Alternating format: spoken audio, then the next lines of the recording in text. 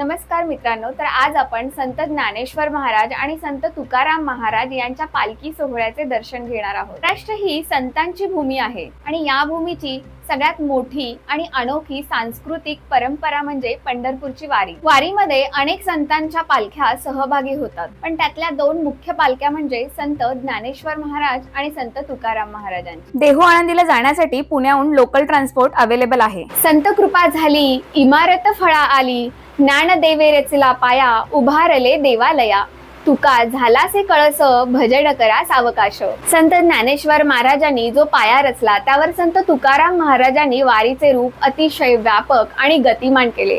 तुकोबांच्या काळात वारी खऱ्या अर्थाने घराघरापर्यंत आणि सामान्याच्या मनामनापर्यंत पोहोचली। वारीच्या प्रवासात ऊन, वारा, पाऊस आणि पायाला पडणाऱ्या भेगा, शारीरिक कष्ट या सर्वांनाच तोंड द्यावे लागते, तरीही वारकऱ्यांच्या चेहऱ्यावरचा आनंद मात्र काही कमी होत नाही। वारीचे सर्वात मोठे वैशिष्ट्य म्हणजे तेथे श्रीमंत, गरीब, उच्च नीच, शिक्षित, अशिक्षित हा भेदच संपतो आणि सर्वजण एकमेकांच्या पाया पडतात आणि प्रत्येकाला माऊली म्हणतात। जेव्हा तुम्ही दुसऱ्यांच्या पाया पडता तेव्हा तुमचा अहंकार नष्ट होतो।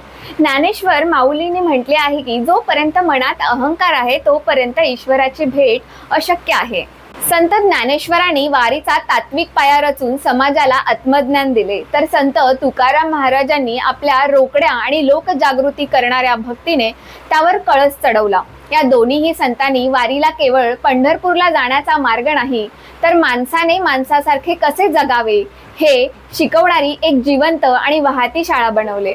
यामुळेच आज शेकडो वर्ष उलटूनही ही लोक चळवळ तितक्याच ताकदीने सुरू आहे। तुकाराम महाराजांचे अभंग हे सरळ, सोपे आणि थेट जनमानसाला भिडणारे होते।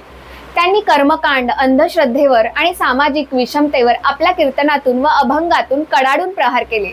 वारीत हेच अभंग म्हणत लाखो लोक एकत्र चालत राहिल्याने ही एक वैचारिक जागृतीची चळवळ बनली। तुकोबांनी वारीमध्ये पाया पडण्याची पद्धत अधिकच दृढ केली। राजा असो वा रंक, वारीच्या वाटेवर जो भेटेल त्याच्या चरणावर डोके ठेवायचे। या नियमाने तात्कालीन समाजातील जातीय आणि आर्थिक विषमतेची भिंत भुईसपाट झाली। त्यामुळे ज्ञानेश्वर महाराजांनी ज्ञानेश्वरी ही मराठीतून लिहिली। त्यांनी सांगितलं की ईश्वराची भक्ती करण्यासाठी कोणत्याही विशिष्ट जातीची, पैशाची किंवा संस्कृत भाषेच्या ज्ञानाची गरज नाही। यामुळे समाजातील प्रत्येकाला वाटले की हा देव माझा आहे आणि मीही भक्ती करू शकतो। वारी हा आपल्या संपूर्ण आयुष्याचा आरसा आहे। आयुष्यात सुख दुःख येणारच, पण विठ्ठलाच्या नामाचा गजर करत म्हणजे सकारात्मक राहून आनंदाने पुढे जात राहणे हा वारीचा संदेश आहे। चालत राहणे हा जीवनाचा धर्म आहे। वारीमध्ये होणारे गोल रिंगण आणि त्यातून धावणारा अश्व हा केवळ एक देखावा नाही। आपल्या उपनिषदांमध्ये शरीराला रथ आणि मनाला घोडा असे म्हटले आहे। वारीतील अश्व हा विनास्वार, अगदी शिस्तीत आणि एकाग्रतेने धावतो। याचा गर्भित अर्थ असा आहे की जेव्हा आपले मन ईश्वराशी जोडले जाते तेव्हा ते जगाच्या पाशातून मुक्त होऊन स्वतःहून योग्य मार्गावर धावू लागते।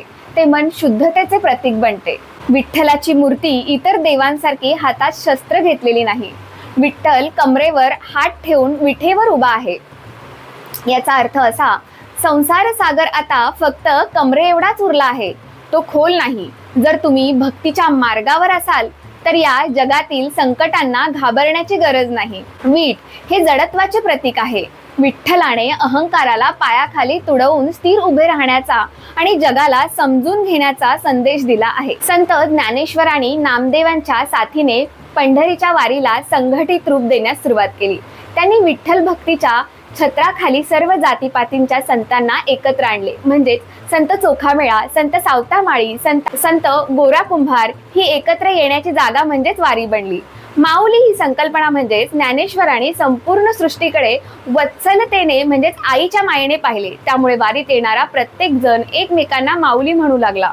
यामुळे समाजात एक अभूतपूर्व बंधुभाव निर्माण झाला, जो लोक चळवळीचा मुख्य भाग असतो। संत तुकाराम महाराज म्हणतात, तीर्थी धोंडा पाणी, देवा रोकडा सज्जनी। विठ्ठल फक्त पंढरपुरात नाही, तर तो प्रत्येक वारकऱ्यांमध्ये, प्रत्येक माणसांमध्ये आहे। वारीत चालताना जेव्हा दोन वारकरी एकमेकांना भेटतात तेव्हा ते एकमेकांच्या पाया पडतात। ते माणसाच्या पाया पडत नसून ते माणसाच्या हृदयात वसणाऱ्या विठ्ठलाला नमस्कार करत असतात। हाच अद्वैत सिद्धांत आहे. मी आणि समोरचा माणूस वेगळा नसून आम्हा दोघांमध्ये एकच विठ्ठल आहे. थोडक्यात सांगायचे तर देहू किंवा आळंदी म्हणजे आपले घर, पंढरपूर म्हणजे मोक्ष आणि वारीचा मार्ग म्हणजे साधना. स्वतःला विसरून त्या विठ्ठल तत्वात एकरूप होणे हाच वारीचा खरा गर्भित अर्थ आहे. आजपर्यंत या चॅनल मार्फत आपण अनेक नवनवीन प्रवास केले आणि सुंदर क्षणही कॅमेऱ्यामध्ये कैद केले. पण वारी हा नुसताच प्रवास नसून तो सुंदर जगण्याचा, श्रद्धेचा आणि आत्मानुभवाचा प्रवास आहे. हा रस्ता नकाशात सापडत नाही, तर तो मनापासून निघतो आणि विठ्ठलाच्या चरणी जाऊन पूर्णत्वाला जातो. या अथांग भावप्रवासाचा अनुभव तुमच्यापर्यंत पोहोचवण्याचा आमचा एक छोटासा प्रयत्न. तुम्हाला कसा वाटला हे नक्की कळवा आणि चॅनलला लाईक, शेअर आणि सबस्क्राईब करायला विसरू नका.